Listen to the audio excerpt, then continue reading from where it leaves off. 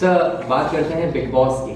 जी। आप big boss के घर का सदस्य रहे जी। और काफ़ी लंबे टाइम तक आप वहाँ पर आप अपने आप को आपने वहाँ पर बने रहे, टिके रहे।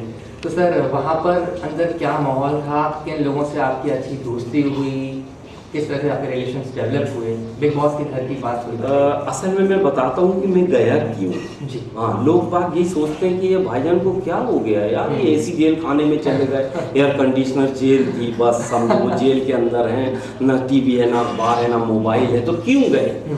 तो मैं आपको बताता हूँ, जिंदगी के हसीन सफ़र में, जिंदगी के हसीन सफ़र में, और हम भी धोखे से चले गए बिग बॉस के घर में। तो हमें देखकर सबने कहा एहसान आ गया राहुल राजा की टक्कर में, एहसान आ गया राहुल और राजा की टक्कर में। मगर उन्हें क्या पता, मैं तो गया था शिल्पा शेट्टी के चक्कर में।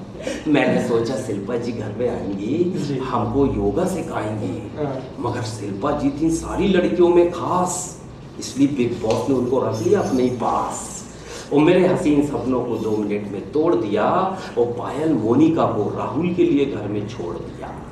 ये था बिग बॉस का सफ़र। बिग बॉस में एक सबसे अच्छा आदमी जो मुझे लगा वो था जुल्फी, मेरा दोस्त रहा, बहुत करीब रहा। और दूसरे नंबर पे रहा राजा, जिसको कोई ये फिक्र नहीं थी अंदर कि मैं टिकूं या जाऊं।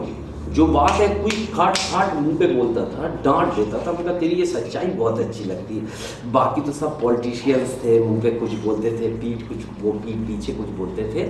मगर एक आदत खराब थी, उसको मैंने कहा तू नारी का सम्मान करना सीख जा, नारी का अपमान मत कर। जब संभावना को गाली बका उस वक्त मैंने बहुत समझाया कि देख नारी का सम्मान होना चाहिए, पूरा देश देख रहा है, एक गाली देना अच्छी बात नहीं, बाकी तू गुस्से पे कंट्रोल कर ले, तेरे से अच्छा कोई आदमी नहीं।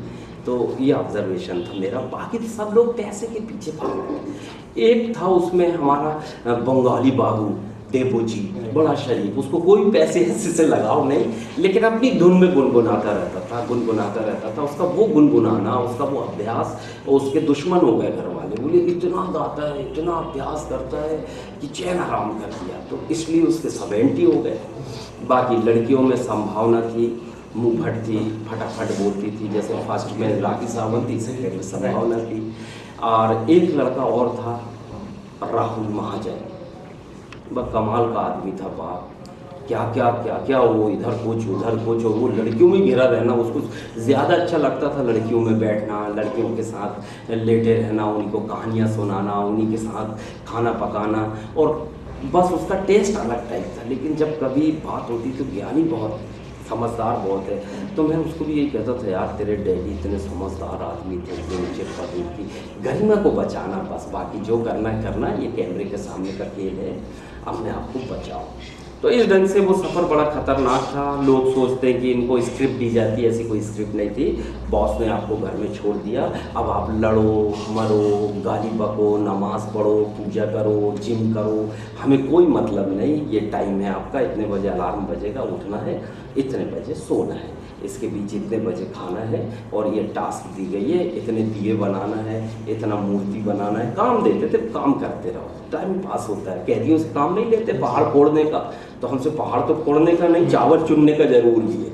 बहुत सारी चीज़ें मिला दिए, बोले इसमें मसूर की दाल अलग निकालो, मूंग की दाल अलग निकालो, तुअर की अलग निकालो, चावल अलग निकालो, गेहूँ।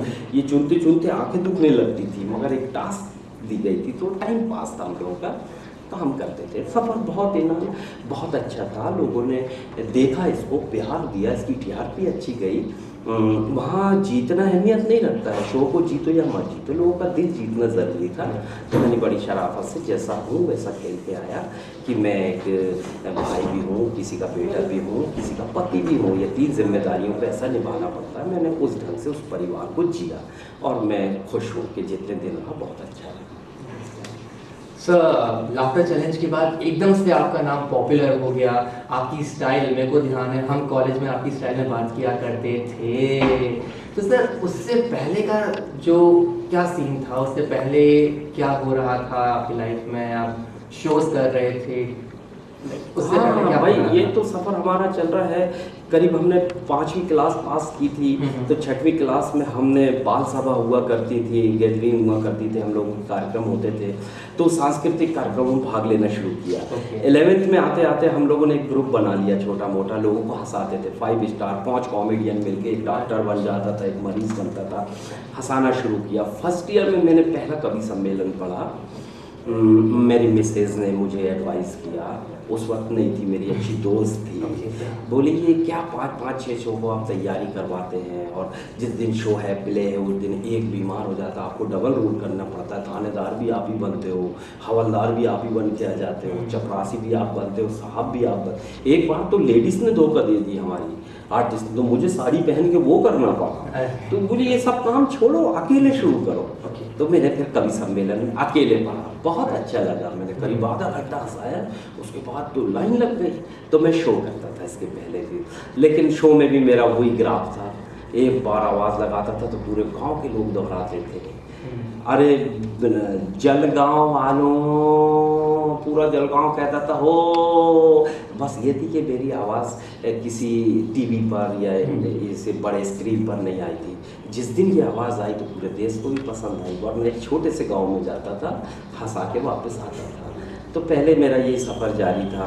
मैंने इस बीच गवर्नमेंट सर्विस की, छोटी छोटी नौकरियां की, बच्चों को भी पढ़ाया, वो अनुभव भी काम आया, उनके किस्से आज भी सुनाता हूँ, लोग बहुत हंसते हैं। एक कक्षा में हो रहा था शोर, शिक्षक हो गए बोर, बोले रामू हल्ला मत करो, शांति के साथ बैठ जाओ।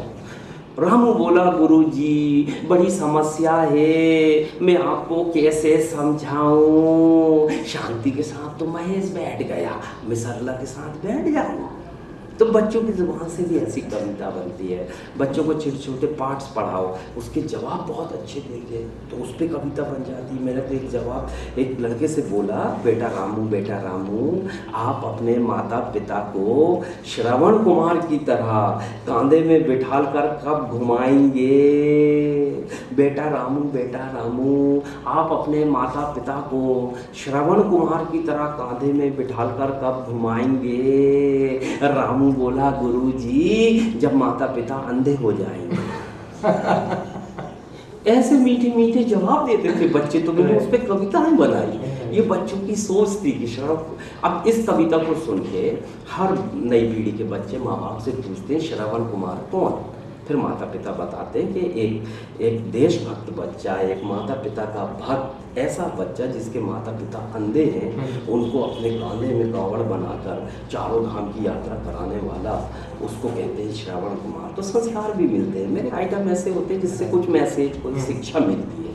मैं अक्सर ऐसे ही सब्जेक्ट चुनता हूँ। दिलों में जो छुप जाए उसे रास कहते हैं, और सरों में जिसे पहने उसे ताज कहते हैं, और आपके दिलों की आवाज़ आप तक पहुँचाए उसे आपकी आवाज़ कहते हैं। अपनी हर बात सबको बताया ना करो, अपनी हर बात सबको बताया ना करो, आंसुओं को आंखों में लाया ना करो। लोग मुट्ठी में नमक लेकर घूमते हैं, अपने जख्म सबको दिखाया ना करो। Thank you very much sir, the pleasure is entirely hours. बहुत बहुत शुक्रिया। बहुत थैंक यू। तो अभी हमने बात की कॉमेडी किंग एहसान कुरैशी साहब से, जिन्होंने हमको बहुत सारी मीनिंगफुल बातें बताई और बहुत सारी कविताओं से हंसाया। देखते रहिए, कीप वॉचिंग इंडिया ब्यूरो।